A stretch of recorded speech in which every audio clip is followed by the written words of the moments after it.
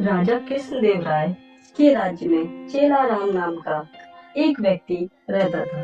वह राज्य में इस बात से प्रसिद्ध था कि अगर कोई सुबह सवेरे उसका चेहरा सबसे पहले देख ले तो उसे दिन भर खाने को कुछ नहीं मिलता। लोग उसे मनुष्य कहकर पुकारते थे।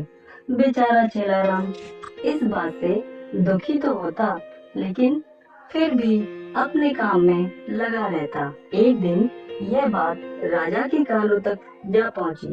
राजा इस बात को सुनकर बहुत उत्सुक हुए।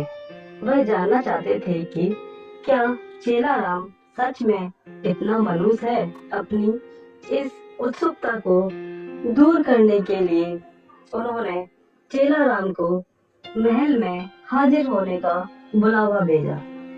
राजा इस बात को सुनकर बहुत उत्सुक हुए। वह जानना चाहते थे कि क्या चेलाराम सच में इतना मनुष्य है। अपनी इस उत्सुकता को दूर करने के लिए उन्होंने चेलाराम को महल में हाजिर होने का बुलावा भेजा। दूसरी ओर चेलाराम इस बात से अनजान खुशी खुशी महल के लिए चल पड़ा। महल पहुंचने पर जब राजा ने उसे देखा तो वे सोचने लगे कि ये चेलाराम तो दूसरों की भांति सामान्य प्रतीत होता है।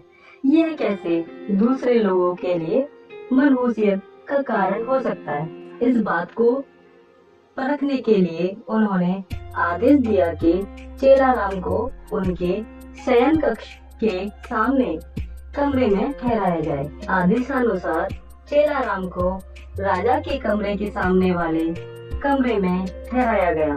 महल के नरम बिस्तर, स्वादिष्ट खान पान व राजसी ठाट बाट को देखकर चेलाराम बहुत खुश हुआ। उसने भरपेट खाना खाया और रात को जल्दी ही सो गया। अगली सुबह जल्दी ही उसकी आंखें खुल गई, लेकिन वह बिस्तर पर ही बैठा रहा। इतने में राजा कृष्णदेव राय उसे देखने के लिए कमरे में आए।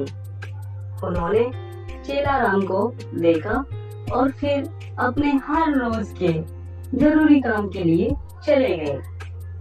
उस दिन संयोगवश ही राजा को सभा के लिए जल्दी ही जाना पड़ा, इसलिए उन्होंने सुबह का नाश्ता नहीं किया।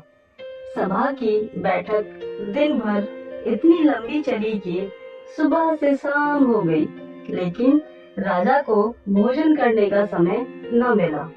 थके हारे भूखे राजा शाम को भोजन के लिए बैठे ही थे कि परोसे हुए खाने में मक्खी देखकर उन्हें बहुत गुस्सा आया। उन्होंने भोजन न करने का निर्णय किया। भूख व थकान से राजा का बुरा हाल तो था ही। ऐसे में गुस्से में आकर उन्होंने इस बात का दोषी चेलाराम को ठहराया। उन्होंने स्वीकार कर लिया कि वह एक मनहूस व्यक्ति है तथा जो कोई भी सुबह सुबह उसका चेहरा देख ले तो उसे दिन भर अन्न का एक निवाला भी नसीब नहीं होता। उन्होंने गुस्से में आकर चेलाराम को मृत्यु दंड की सजा सुनाई और कहा कि ऐसे व्यक्ति को राज्य में जीने का कोई अधिकार नहीं। जब यह बात चेलाराम को पता चली तो वह भागा भागा तेनालीराम के पास पहुंचा।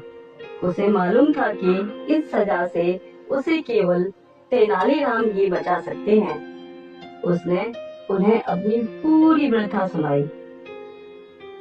तेनालीराम ने उसे आश्वासन दिया और कहा कि वह न डरे और जैसा वो कहते हैं बिल्कुल वैसा ही करे।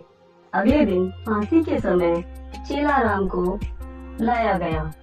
उससे पूछा गया कि क्या तुम्हारी कोई आखिरी इच्छा है। चेलाराम ने कहा हाँ, वह राजा समेत पूरी प्रजा के सामने कुछ कहने की अनुमति चाहता है। इतना सुनते ही सभा का ऐलान किया गया। जब चेलाराम सभा में पहुंचा तो राजा ने उसे पूछा, बोलो चेलाराम, तुम क्या कहने की अनुमति चाहते हो। चेलाराम बोला, महाराज, मैं केवल यह कहना चाहता हूँ कि अगर मैं इतना मनहूस हूँ कि जो कोई मुझे सुबह देख ले तो उसे दिन भर भोजन नसीब नहीं होता, तो आप भी मेरी तरह एक मनहूस हैं। यह सुन सभी उपस्थित लोग भौचक्के रह गए और राजा की ओर देखने लगे।